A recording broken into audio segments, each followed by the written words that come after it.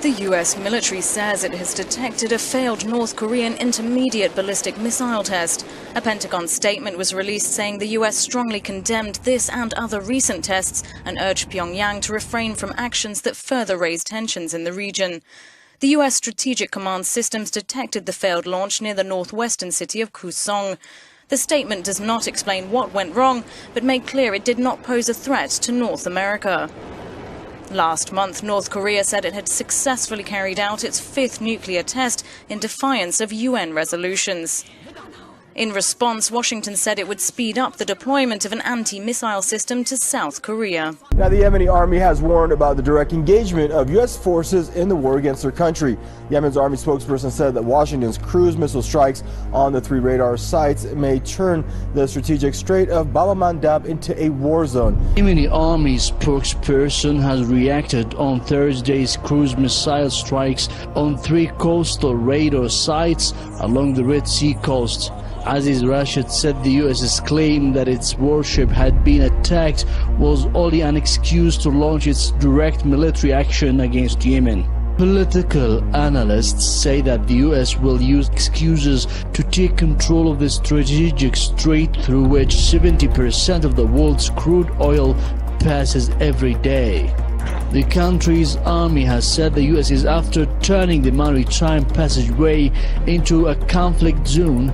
Now many Yemenis say that their country has the right to defend itself against any invading forces.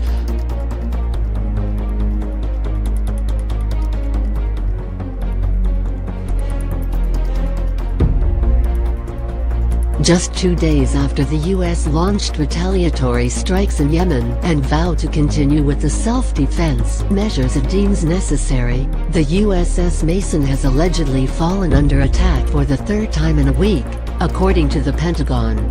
The Mason once again appears to have come under attack in the Red Sea, again from coastal defense cruise missiles fired from the coast of Yemen. Navy Admiral John Richardson, Chief of Naval Operations, told reporters at an event in Baltimore on Saturday. U.S. Secretary of State John Kerry says Yemen's Houthi rebels have released 2 U.S. citizens.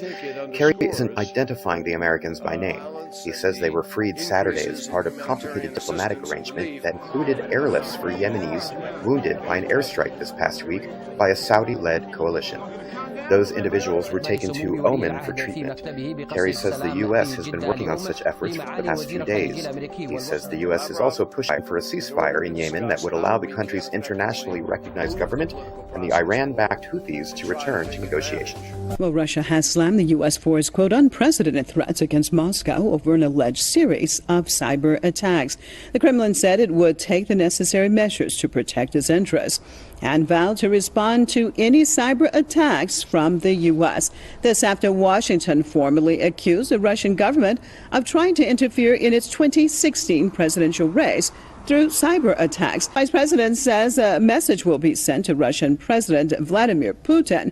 Joe Biden reiterated that the CIA is preparing a retaliatory attack to harass and embarrass the Kremlin leadership. The British media are reporting that the UK Navy is planning to send warships to intercept and escort a Russian aircraft carrier and 7 accompanying vessels as they pass by UK waters. The Admiral Kuznetsov is Russia's only aircraft carrier. It carries helicopters and aircraft if it needs to. And the press service for Russia's Northern Fleet has confirmed that the aircraft carrier and a number of accompanying ships have left Severomorsk, which is a Russian port town in the north up near Finland, and it's headed for the Mediterranean. So at the moment, this group of ships and the aircraft carrier are somewhere in the Barents Sea.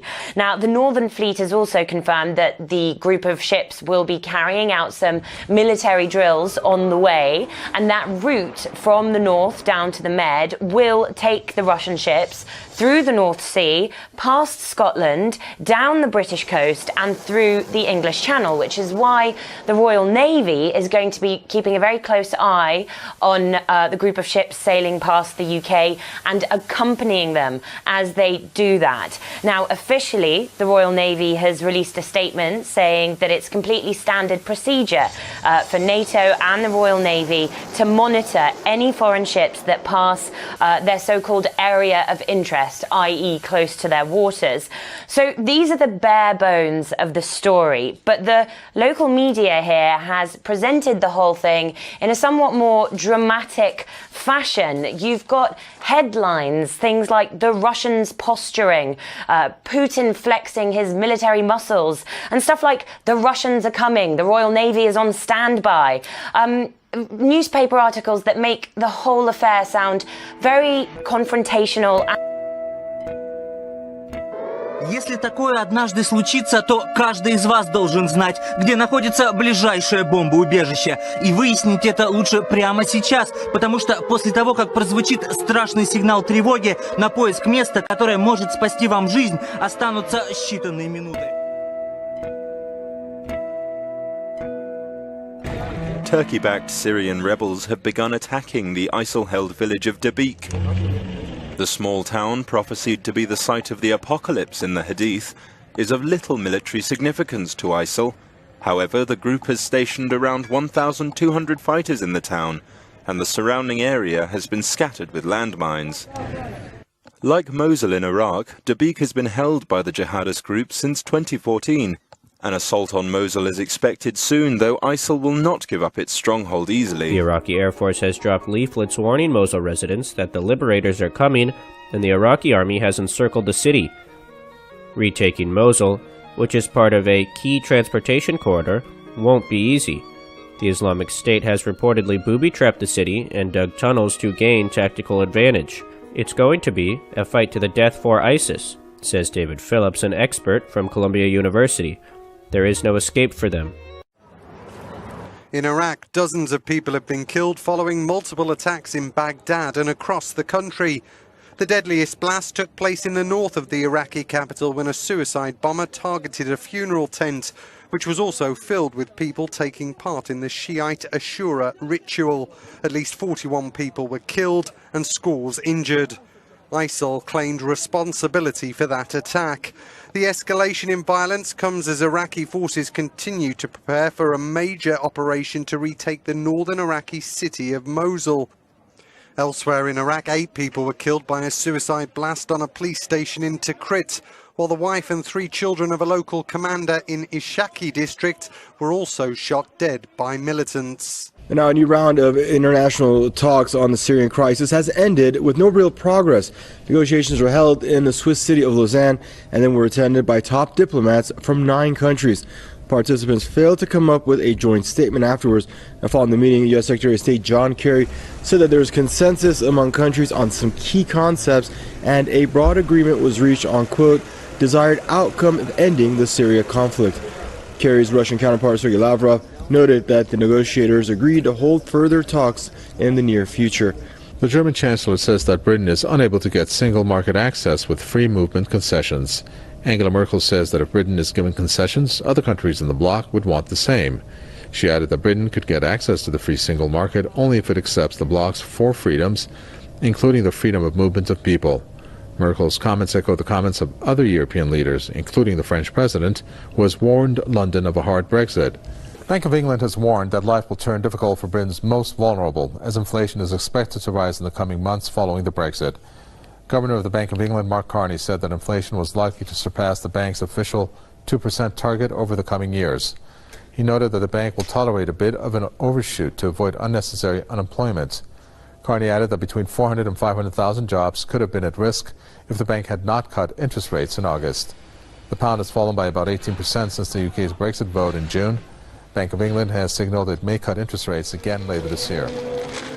A significant number of unaccompanied children living at the Calais jungle migrant camp are set to arrive in the UK within days. British and French officials have begun the process of registering children trying to join family in the UK, with a view to allowing over 300 to claim asylum in the country. Mary, a volunteer, says these are not migrants, these are not refugees, they are children. We even had a child who was 6 and who was entirely alone. Charities estimate that over 1,000 unaccompanied children live in the camp, making up 10% of its population. President Francois Hollande has said the camp will be shut down by the end of the year, but aid agencies are beginning to worry that authorities are not ready to relocate refugees. For now, a lucky fraction can complete their journey.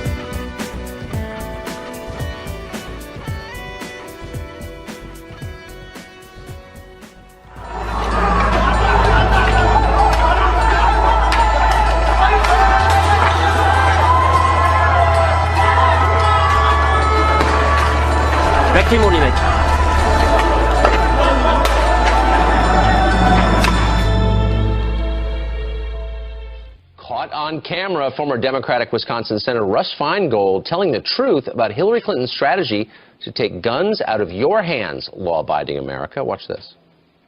If there's still a Republican control in Congress, and if Hillary is elected, is there anything she could do to... Well, there might be executive orders. Executive orders, not through Congress, our most democratic institution, but straight from the White House, taking your guns away. A state of desperation in Haiti after Hurricane Matthew. Nations in the hard-hit city of Jeremy towards the United Nations food drive. The looting incident came just moments before UN Secretary General Ban Ki-moon's arrival in Lekki, another hard-hit city in the southwestern peninsula. Humanitarian aid has been slow to reach the region, where Hurricane Matthew hit in early October, killing around 1,000 people. We are going to mobilize. Ban Ki-moon offered Haitians words of hope, telling them to stay strong and promising to work quickly to provide more help. But with major shortages of food, drinking water, and medical supplies in devastated areas, the help couldn't come fast enough. 22 miles off the coast of Southern California, in this island tourist haven, fresh water is becoming so scarce that at fine dining restaurants, servers quietly collect leftover bottled water to mop the floor. And islanders like Mary Boyd now reuse their water. In her shower, a bucket catches water while it's warming up. I'm like a 2-minute shower. My daughter, on the other hand, is about a 10-minute shower. That's a long shower? That's a long shower. Are you kidding? It's an effort to meet some of the most stringent water restrictions in the country. All customers have to conserve 50% of the water they were using pre-rationing. So they have to cut their water usage in half from what it was essentially before the drought. Exactly. So contractors use bottled water to mix concrete. Landscapers ship in water to irrigate what's not already AstroTurf. And some hotels now ship out their laundry to the mainland. My last bill that came in was $4,700. Yolanda Montano says the water bill at her laundromat has doubled, and she now faces fines and penalties for going over her water allotment as more islanders use her washers to avoid water violations at home. Which to me is just a water shuffle. What happens if you close your doors? I personally believe that it would pose a health risk to our community. A lot of residents don't have washer and dryers. So if you close this place, they got nowhere to go. Yeah. What's the solution here? Rain. Significant amounts of rain. And if that doesn't happen soon, the nearly 4,000 people living here could be facing a 75% water cut by next summer. Well, Dana, because there's been so little rain, especially over the past few months, the New Jersey Department of Environmental Protection may issue a drought warning. The water level at Oradell Reservoir is nearly immeasurable. The bottom exposed, the muck So dry, it's cracking. If we were at capacity, you would see 8 feet of water here. It would be over our heads. A result of annual rainfall running more than 10 inches below normal. Suez spokesperson Billy Gallo says as of today, their 3 reservoirs that serve 800,000 customers are at 44% capacity. Rainfall has been less than half of normal for the last 60 days. Dr. Dave Robinson, the New Jersey state climatologist at Rutgers University, says across the state, conditions are driest in Bergen County. If we don't fill our reservoirs these next 6 months, we're going to be faced with more substantial consequences come next May and June. We need Mother Nature to cooperate. Heavy rains and hurricane-force winds are hammering the Pacific Northwest. The storm system is what's left of a typhoon, and it's already unleashed tornadoes in Oregon. Another round of severe weather is moving in tonight, bearing down on coastal towns and major cities from San Francisco to British Columbia. That's a freaking twister. It started as a giant waterspout off the coast of Oregon. Oh my gosh! But became a tornado when it hit land. An EF2 twister with 125-mile-per-hour winds tore through the coastal town of Manzanita on Friday, uprooting trees, downing power lines, and damaging homes and businesses. Phil Panos saw it happen. It looked like the Wizard of Oz. That's what it looked like. Things were just moving like this. Then you could see the trees just snapping like twigs. In Portland, streets turned into rivers as several inches of rain flooded parts of the city. Seattle has now had more rainfall in the past 2 days than it got in the previous 3 months combined. This monster of a storm system is the remnants of a powerful Pacific typhoon. It has walloped Washington and Oregon for nearly 3 days now. Tens of thousands of people have lost power, and fallen trees have caused injuries. It kind of shocked us all. We just kind of heard this loud thump. Stella Gallardo's car was crushed by a tree in her work parking lot. In Olympic National Park, the Coast Guard had to rescue 40 kids and 6 adults who were trapped at a lakeside camp that lost power. Despite the damage the Pacific Northwest has already seen, forecasters say the second half of this 1-2 punch is coming. The wind is expected to howl here tonight in what could be a historic windstorm. All day forecasters have been telling people to get their preparations done while they have the time. They're expecting a lot of people to lose power and a lot of trees to come down.